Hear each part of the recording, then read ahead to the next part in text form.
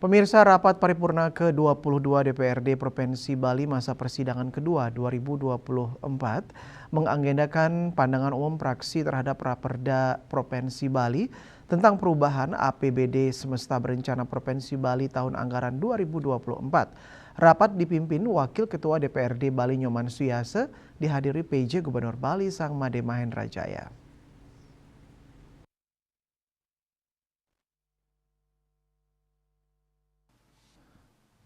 Pandangan umum praksi PDIP dibacakan oleh Niwayan Sari Galung berdasarkan data statistik menunjukkan pertumbuhan ekonomi Bali triwulan pertama 2024 tumbuh sebesar 6,34% dan triwulan kedua 2024 tumbuh sebesar 5,36% sehingga kumulatif dalam semester pertama 2024 tumbuh positif sebesar 5,66%, mencerminkan rasa optimisme tahun 2024 akan tumbuh lebih dari 5,53% yang didukung dengan program-program pemerintah daerah dan pemerintah pusat yang sudah dan akan banyak digelontorkan.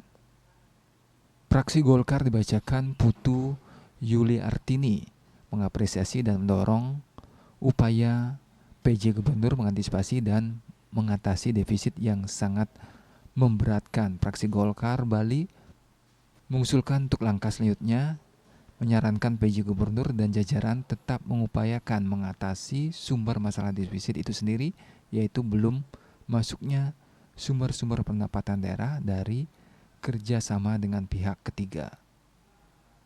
Ketut Juliarte dari praksi Gerindra membacakan pandangan umum praksi mengapresiasi capaian Perda pungutan wisatawan asing masih mempunyai kendala agar dikelola secara profesional atau pihak ketiga dan menggali sumber PAD. Komang Nova Sewi Putra dari praksi Demokrat dalam penyusunan APBD belanja hibah disesuaikan dengan kemampuan keuangan daerah. Gede Wirajaya Wisna dari praksi Nasdem PSI Hanura mengatakan perlunya efisiensi OPD yang bertalian dengan tingginya anggaran belanja operasional 4,7 triliun harus ditinjau kembali. Kemudian, kemudahan berinvestasi di Bali tidak boleh melanggar aturan adat Bali. Pihaknya menyarankan kepada Pemprov mengutamakan wisatawan berkualitas dan mengawasi wisatawan yang bekerja di Bali. Pembatasan kendaraan ke Bali agar Bali tidak macet dan tidak berkontribusi pada pendapatan daerah Bali. Usai sidang, Sekda Dewo Indra mengatakan Pemprov Bali akan berupaya keras melakukan efisiensi dan mencari sumber pendapatan baru untuk mendongkrak PAD. Karena sampai akhir tahun pendapatan tidak berkurang, maka kita seperti misalnya kan sudah diputuskan dikata itu hibah kepada desa adat kan 1 triwulan kita reschedule kan, jadi sekarang artinya harus masih reschedule ya itu ya?